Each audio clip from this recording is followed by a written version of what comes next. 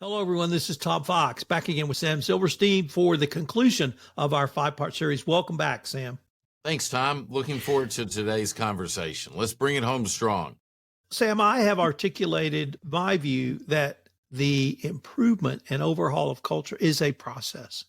And that process starts with leadership, putting that stake in the ground that you've talked about, and then assessing your culture to see where the strengths and weaknesses are. Unfortunately for Boeing, we know what some of those weaknesses are because it's been reported in the public record. After you make that assessment, you develop a strategy and plan, you train on that. Hopefully, you have ongoing communications and you have real actions by leaders to demonstrate those values. But it doesn't stop there because you have to monitor that change or those changes you've made, and then you have to improve almost in a continuous cycle of improvement. So I wanted to maybe start by asking you, how can the culture audit as a tool be used to help facilitate continuous monitoring leading to continuous improvement? When I was running competitively and when I ran marathons, it's like I went out and did workouts, and today's schedule might be to run 10 miles, and I needed to have a certain average pace per mile, and ran with a watch, and I kept the time. And as I was going along, I could see where I was. And when I was done, I was met the time and I logged it and I kept it in a book. And I can look back year after year at all my logs and all the training runs and all the races and what my times were and where the improvement was. And there's an old expression: what's treasured gets measured. What's measured is treasured, whichever way you want to look at it. We need to continuously measure what's going on in the culture. It's one thing to anecdotally have a sense of what's happening in the culture, and there's nothing wrong with that. I went into an organization recently, and I was talking with a lady, and she said, my husband is a better man, he's a better father, and he's a better husband for having worked in this organization." Now, that's a pretty Wow. strong statement. Yes. And I heard that from numerous people. And so anecdotally, I know there's a lot of good things going on there. But that doesn't mean that I still don't want to actually measure, get the data, and see what's going on so that we can track at regular intervals. And so on an annual basis, if you're running using an instrument such as the culture audit, you can measure 15 areas inside of an organization. You can see what's improved. You can see what hasn't. And then you have the ability to course correct based on real data. So, do I like the anecdotal feedback? You bet I do. There's a lot of things that can be said that you can observe that tell you there's problems or there's some really good things going on. But when you have the data in black and white and you have it for multiple years and you can track it over time, and then you can overlay on that what's been the development work that you've done with your people during these time periods. And when you slowed up, the economy's down, we're just not going to do as much development this year. And then you see some things slip and you can tie the two together and you realize what's going on. This gives you the information to make sound decisions that ultimately are going to greatly impact your bottom line.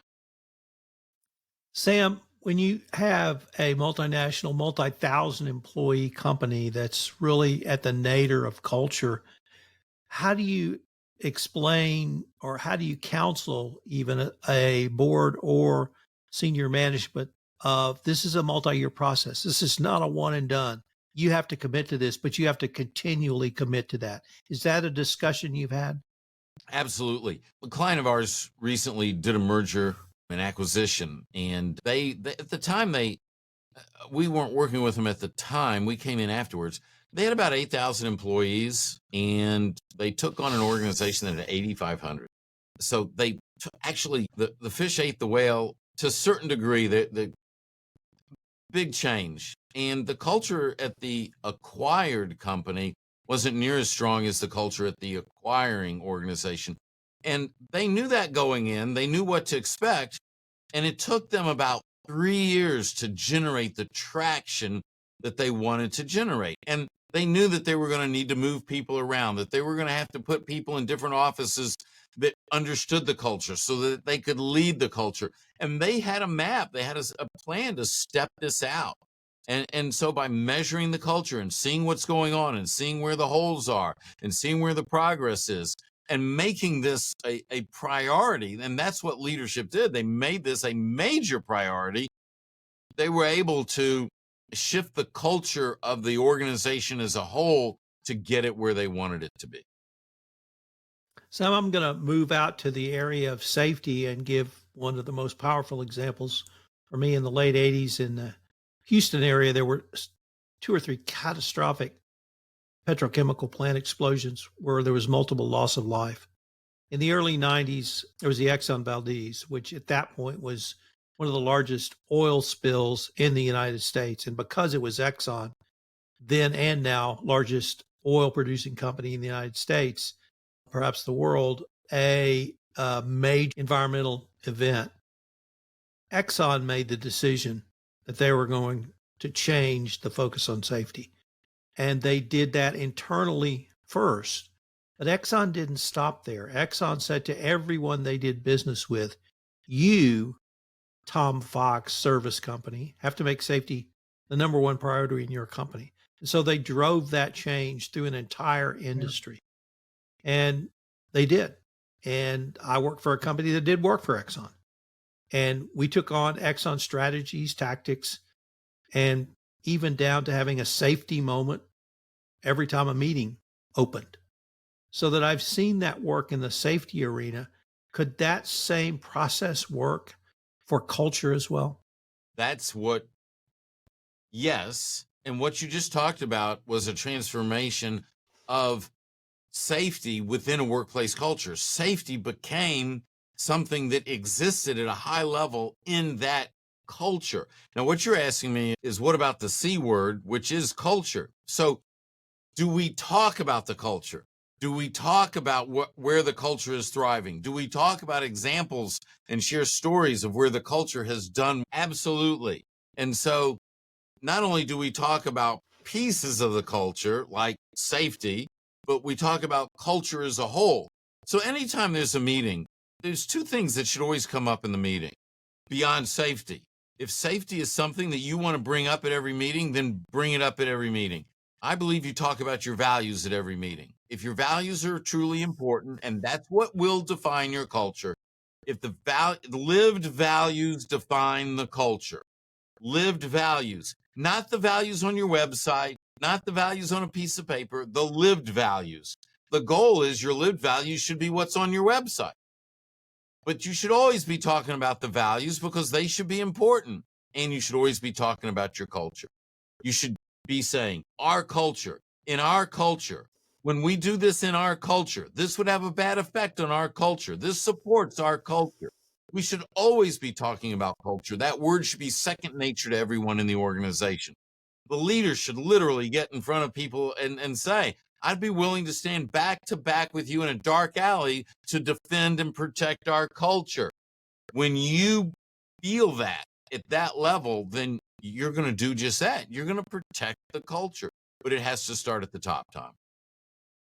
How do you make this an ongoing conversation? How do you make this, as you said, the number one priority? How do you take and move from what's been described as a toxic culture to one that employees flourish in, Sam? Well, I'm going to go back to what I said. It starts with the leader. So every time the leader has a meeting, the leader starts off with, I want to share a story with you about our culture. And then a lot of people are going to get the idea that's how you start a meeting. I am. If I'm a junior exec and I see the senior exec do this, I'm going, I like that idea. I'm going to copy that. But not only that, then the senior exec needs to tell people, I want you to start every meeting with a story about where we've had a culture success or a story where we've had a culture failure, because we can learn from our mistakes and our failures. So you use the example of safety. What if they also talked about culture at every meeting? What if that's how we do it here? Look, at Tom and Sam Inc., every meeting we have, we're going to dedicate a couple of minutes to talking about where culture has shown up. The other day, Susie had a customer that had a problem, and boy, she didn't just solve it on the phone. She got it from her desk, and she went down to production, and she put her eyes on the product so she would know exactly when it was going to be shipped.